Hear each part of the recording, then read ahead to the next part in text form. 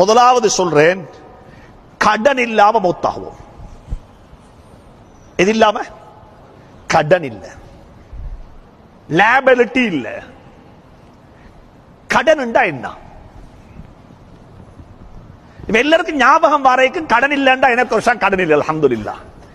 எனக்கு கொடுக்கறதுக்கும் இல்லை, வாரத்துக்கும் இல்லை. நான் கிரெடிட் கார்டு பாவிக்கிறதும் இல்லை.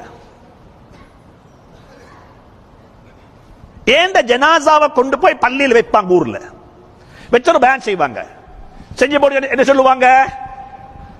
ஜனாசாவுடைய குடும்பம் வேண்டிக் கொள்றாங்க, ஏதாவது குடுக்கல் வாங்கல் இருந்தால் வந்து குடும்பத்தை பேசினா குடும்பம் பேத்து மகன் சொன்னா மகன் கொடுப்பாரு, மருமகன் கொடுப்பாரு, யாரோ ஒருத்தர் கொடுப்பாங்க. சரி,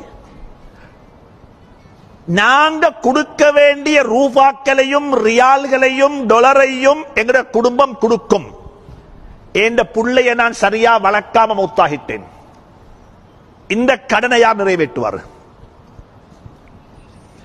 என்ற புள்ளைய நான் சரியாக வளர்க்க இல்ல, என்ற புள்ளையினுடைய தர்பியாவில் நான் குறை செஞ்சிட்டேன், என்ற புள்ளைக்கு கொடுக்க வேண்டிய தனன் கொடுக்க இல்ல.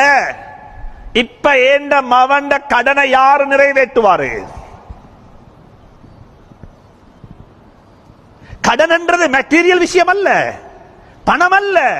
கடன் என்றது நான் செய்ய வேண்டியதை செய்யாம மௌத்தாகிறது கடன்.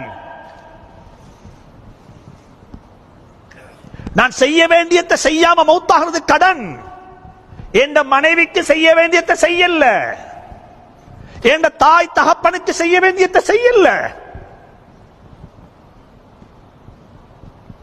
உம்மா வாப்பாவை கொண்டு போய் கபர்ல வச்சு போட்டு தான் கவலைப்படுறோம், என் உம்மக்கு வாப்பாக்கு செய்ய கிடைச்சலி என்று சொல்லி. கடன் என்று சொன்னா வெறுமனே பணம் ரூபாக்கள் அல்ல. என்ற பொறுப்புகளை நான் செய்யாம மௌத்தாகிறது கடனாளியாக மௌத்தாகிறேன்.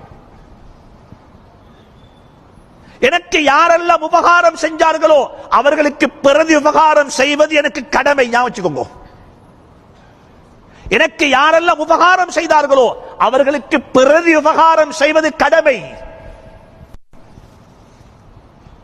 பொறுப்புகள் இருக்கிறது, கடமைகள்.